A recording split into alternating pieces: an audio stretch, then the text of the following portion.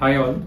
ఇవాళ మనం డయాబెటీస్ అంటే మధుమేహం అండ్ క్యాన్సర్ గురించి తెలుసుకుందాము. అంటే డయాబెటీస్ షుగర్ వల్ల మనకి క్యాన్సర్ రిస్క్ అనేది ఉంటుందా? సో ఎలాంటి క్యాన్సర్స్ మనకి డయాబెటీస్ వల్ల వస్తుంది, రిస్క్ అనేది ఎలా పెరుగుతుంది, వీటిని ఎలా నివారించవచ్చు, అండ్ డయాబెటీస్ అండ్ క్యాన్సర్ ఉన్న వాళ్ళకి పేషెంట్స్కి ట్రీట్మెంట్లో కానీ ఫాలోఅప్లో కానీ ఎలాంటి ఇబ్బందులు ఉండొచ్చు. I'm doctor Naresh, consultant medical oncologist. So మనం చూస్తూ ఉన్నాము మధుమేహం, డయాబెటీస్ అనేది చాలా కామన్గా చూస్తున్నాము. ఫస్ట్ మనం కొంచెం మధుమేహం డయాబెటీస్ గురించి తెలుసుకుందాము.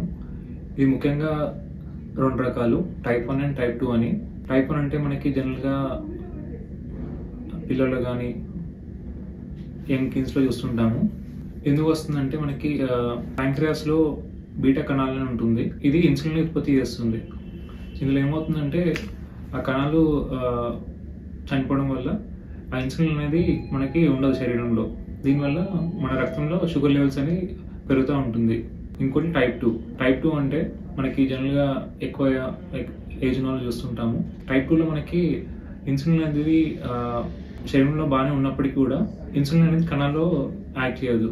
దీని ఇన్సులిన్ యొక్క ముఖ్య వర్క్ ఏంటంటే ఏదైతే మనకి గ్లూకోజ్ ఉందో అది మన కణాలకి తీసుకోవడానికి ఇది ఉపయోగపడుతుంది. సో ఇన్సులిన్ అనేది సరిగా పనిచేయనప్పుడు కూడా షుగర్ అనేది మనకి రక్తంలో పెరిగే ఛాన్స్ ఉంటుంది.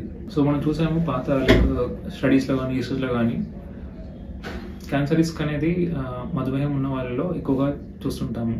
సో వీటికి కారణాలు ఏంటి? సో ఒకటి చూసాము మనము ఇన్సులిన్ లెవెల్స్ అనేది మన శరీరంలో ఇన్సులిన్ లెవెల్స్ ఎక్కువ ఉన్నప్పుడు, అలాగే కొన్ని ఇన్సులిన్ గ్రోత్ ఫ్యాక్టర్స్ అంటాము, అలాగే ఇన్సులిన్ రెసిస్టెన్స్ ఉంటుంది. సో ఇవన్నీ ఫ్యాక్టర్స్ వల్ల కూడా మనకి క్యాన్సర్ రిస్క్ అనేది ఎక్కువగా చూస్తుంటాము.